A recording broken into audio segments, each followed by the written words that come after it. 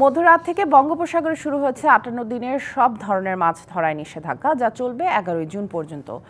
এ নিয়ে আরো জানাতে পটুয়াখালীর মাছঘাট থেকে যুক্ত হচ্ছেন আমাদের সহকর্মী মহিবুল্লাহ চৌধুরী। সরাসরি চলে যাচ্ছি তার কাছে। মহিবুল্লাহ, এই নিষেধাজ্ঞা কার্যকরে প্রশাসনের তৎপরতা শুরু হয়েছে কিনা জানাবেন, এবং সেই সাথে ভারতেও একই সময় নিষেধাজ্ঞা চলছে, এই নিয়ে জেলেরা কি বলছেন? জি সামিয়া জান্নাত, আপনাকে ধন্যবাদ। যেমনটি বলছিলেন যে আজ মধ্যরাত থেকে বঙ্গোপসাগরে ইলিশ সহ ৪৭৫ প্রজাতির মাছ রয়েছে, সেই মাছের বংশ বিস্তারে কিন্তু ৫৮ দিনের নিষেধাজ্ঞা জারি করেছে সদস্য সরকার। তারই আলোকে এখন কিন্তু মাছ ঘাটে একেবারে রয়েছে আমরা।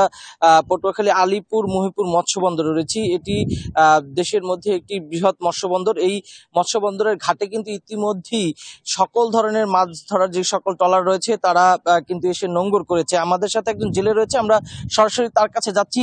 জেলের থেকে আমরা শুরু করতে চাচ্ছি। ভাই, আপনারা তো দীর্ঘদিনের দাবি জানিয়ে 15 থেকে আজ সেই দাবিটি বাস্তবায়ন হলো, কেমন লাগছে একটু জানাবেন? আমাদের খুব ভালো লাগছে। এবছর অবরোধ অন্য দেশের সাথে মিলাইয়া হয়েছে, যার কারণে আমরা খুবই খুশি।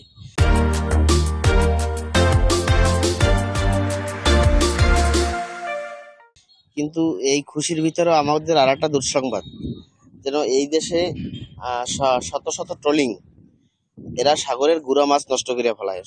হাজার হাজার টন সাগরে মাছ মাইরা সাগরে ফেলাই দিয়ে আসে, যাতে গুড়া মাছটা মাইরে ফেলায়। এই জন্য জালে কোনো মাছ বাজে না, মাছ নাই বলতেই চলে।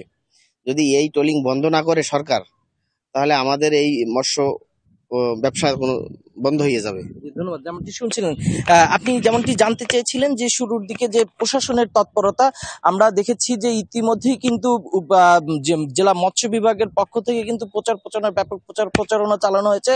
পাশাপাশি এই অবরোধ সফল করতে কিন্তু ইতিমধ্যেই কোস্টগার্ড, নৌবাহিনী এবং হচ্ছে যে র্যাব সহ আইন শৃঙ্খলা বাহিনীর সদস্যরা তারা কিন্তু ইতিমধ্যেই স্থল এবং হচ্ছে জল এবং স্থল পথে উভয় পথেই কিন্তু তারা ইতিমধ্যেই কিন্তু টহল শুরু করেছে। এখন বর্তমানে আমরা মাছঘাটে রয়েছি। মাছঘাটে কিন্তু আমরা দেখতে পেয়েছি যে কোথাও কোনো ধরনের মাছ কিন্তু শিকারে যাচ্ছে না জেলেরা, এবং সকলেই কিন্তু এই একই সময় ভারত এবং বাংলাদেশে একই সময় অবরোধ দেয়, তারা কিন্তু খুশি।